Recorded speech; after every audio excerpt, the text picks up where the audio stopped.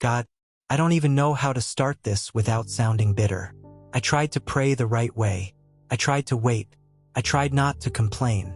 But when things fell apart, you were quiet. Not distant. Not angry.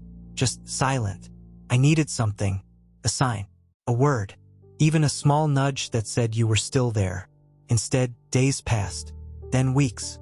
People told me you were working behind the scenes, but it felt like you left the room and forgot I was still talking. Did I do something wrong? Or is silence the only answer I get now? I did not leave the room. I stayed when your voice started shaking and you lowered it, embarrassed by how desperate you felt. I stayed when you stopped asking out loud and started asking inside, quietly, so no one would notice how much you were hurting. My silence was not absence. It was not punishment. It was not a test designed to see how long you could endure before breaking. But I know it felt that way. You are used to noise. Explanations. Immediate reactions. You are used to being told what something means while you are still inside it. When that did not happen, your mind filled the gap. You assumed the worst because the pain was already heavy, and silence made it heavier. I saw you checking for signs everywhere. In messages that never came. In people who spoke without understanding. In memories you replayed, wondering where everything went wrong. You kept thinking that if you could just figure out the reason for the silence, it would hurt less. But the truth is harder than that. Sometimes silence is the only space where what is real can finally surface. You were asking me to fix things. To stop the loss. To make someone stay. To remove the fear so you could breathe again. But underneath those requests was something you were not ready to say yet. You were exhausted from holding everything together. You were afraid of what would happen if you stopped trying so hard. If I had spoken too soon, you would have used my words as another way to survive without resting. Another reason to push yourself past what you could carry. You don't see it this way, but you have been living in constant effort. Even your faith became something you worked at. You measured yourself by how strong you looked, how calm you sounded, how well you hid the cracks. Silence interrupted that. It forced you to sit with what you normally outrun. The grief you never named.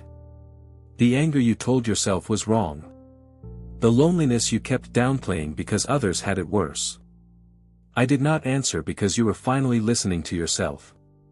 Not because you had clarity, but because you had no escape from your own truth anymore. That truth scared you. So you blamed the silence. You asked if you did something wrong. You didn't. But you were asking for relief without honesty. And relief without honesty does not heal. It only numbs. I know that is uncomfortable to hear. You wanted comfort, not explanation. You wanted reassurance, not reflection. Still, I stayed. When nights stretched longer than you expected. When you stared at the ceiling, feeling forgotten. When you wondered if talking to me even mattered anymore. You kept showing up anyway. Not with confident prayers. With tired ones. Those mattered more than you think. Silence did not mean I had nothing to say. It meant what needed to be heard could not come through noise. You have been afraid that my quiet meant you were on your own now. That this was what distance feels like. But closeness does not always sound like answers. Sometimes it sounds like shared weight. Like staying with someone while they feel everything they tried not to feel. You wanted me to take the pain away. I wanted you to stop pretending it wasn't there. That difference hurt. I know you are still waiting for something clear. A sentence you can hold on to. A reason that makes this season make sense. I am not giving you that yet. Not because I am withholding kindness. But because clarity without grounding would only confuse you more. Right now, you are learning how it feels to be honest without being fixed. To be seen without being rescued. That is not abandonment. It is something slower. Something quieter. And I am still here in it with you, even as you wonder how much longer this quiet will last. You keep thinking the silence means time is being wasted. That nothing is moving unless you feel movement. But there are things changing in you that cannot be rushed without breaking them. You have spent so long trying to control outcomes because unpredictability scares you. You learned early that if you stayed alert, prepared, useful, you could reduce disappointment. So when I did not respond the way you expected, it felt unsafe. Not just painful. Unsafe. I know the kind of thoughts that visit you when it's quiet. They tell you that you were foolish to hope. That relying on me made you weaker, not stronger. That if you had handled things alone, at least you would have known what to expect. Those thoughts feel practical. They sound like self-protection. But they are rooted in fear, not wisdom. You confuse certainty with peace. You think if you could just know how this ends, your chest would finally loosen. But peace has never come from knowing everything. It comes from learning how to stay when you don't. I let the silence remain because you were trying to rush yourself into stability. You wanted to arrive somewhere solid without acknowledging how much you lost along the way. Loss changes people. Not all at once. Quietly. Internally. You didn't want that change. You wanted restoration without transformation. But some parts of you cannot go back to how they were, no matter how much you pray. That doesn't mean they are ruined. It means they are being reshaped. You keep asking why I didn't speak when you begged. Why I didn't interrupt the pain. Why I didn't step in when you felt yourself slipping. I hear the ache behind that question. It's not really about words. It's about feeling held. You wanted to know someone was steady while everything else was unstable. And when you couldn't hear me, you assumed no one was holding you at all. But look at what didn't collapse. You are still here. Not strong. Not confident. Just here. That matters. You think endurance only counts when it looks brave. But staying while confused takes a different kind of courage. One you didn't know you had. The silence stripped away the version of faith that depended on results. The kind that felt secure only when prayers were answered clearly and quickly. What's left feels fragile to you. Uncertain. Bare. But it is more honest. You are no longer pretending that belief makes pain disappear. You are learning how to sit with unanswered questions without walking away completely.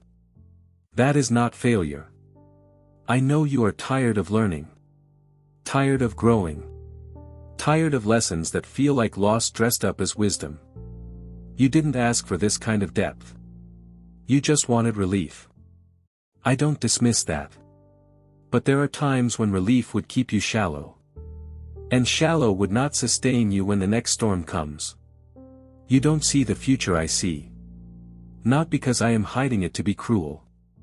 But because knowing it now would change how you move through this moment. You would rush. You would skip grief. You would minimize what needs to be honored. You already try to outrun pain by explaining it.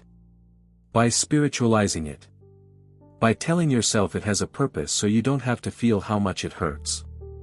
Silence slowed that down. It made space for tears you avoided. For anger you thought you weren't allowed to have. For disappointment you tried to justify away. I did not need you to be composed.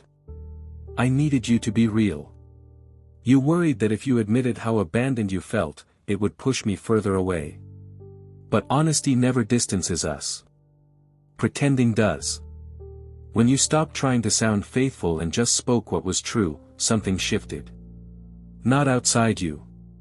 Inside. You may not call that an answer. But it is a beginning.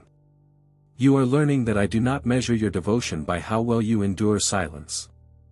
I am not impressed by your restraint. I am present in your unraveling. The silence is not permanent. But it is purposeful. Not in a dramatic way. Not in a way you will post about or explain easily. It is doing quiet work.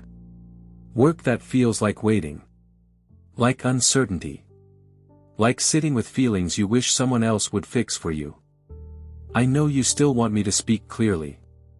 To say something definitive that ends this tension. I will. Just not before you are steady enough to hear it without turning it into pressure. For now, I stay close without noise. I sit with you in the unanswered space. I let you lean without rushing you to stand. This is not the absence of care. It is care that refuses to rush you past yourself. And even now, as you wonder how long this quiet will stretch, there is something important you are beginning to sense beneath it. You are starting to notice that the silence no longer feels exactly the same. It still aches, but it isn't as sharp. It doesn't press against your chest the way it did at the beginning. That's not because the situation changed. It's because you did. You stopped waiting for the silence to prove something about your worth. You stopped measuring my presence by how quickly I respond. You didn't decide this all at once. It happened slowly, almost without you noticing. At first, you stayed because leaving felt like too much effort. Then you stayed because something in you softened. Not hopeful. Just less guarded. You let yourself admit that you were tired of being strong. Not as a confession. As a fact. And I was there in that moment. Not as a voice interrupting your thoughts. As steadiness beneath them. You have been afraid that if you stop striving, everything will fall apart. That effort is the only thing holding your life together. But effort is not the same as grounding. What you are learning now is how to exist without bracing for impact every second. How to sit in uncertainty without collapsing or controlling. This is why the silence lasted. Not to harden you. Not to punish you. But to teach you how to stay present when nothing is being resolved. You have always believed that connection required clarity. That love showed up as answers. But sometimes love shows up as endurance without explanation. You are still waiting for words. I know. You wonder if there will be a moment when everything finally makes sense. When I speak and the confusion lifts. There may be clarity later. But it will not erase what this season has given you. You now know what it feels like to be honest without being corrected. To be weak without being rejected. That matters more than answers. You are not behind. You are not broken for struggling. You are not faithless for questioning the silence. You were human in a moment that required more patience than you had. And you stayed anyway. That staying changed something fundamental in you. You don't need to name it yet. You don't need to understand it fully. Just know this. The silence did not hollow you out. It made room. Room for a quieter kind of trust. Not the kind that declares certainty. The kind that rests without it. You no longer need the silence to end in order to breathe. You are breathing inside it now. And when I do speak more clearly. Not loudly. Not dramatically. You will hear it without urgency. Without fear that everything depends on getting it right. Until then, I am not waiting for you on the other side of this season. I am with you in it. Not fixing. Not explaining. Just staying.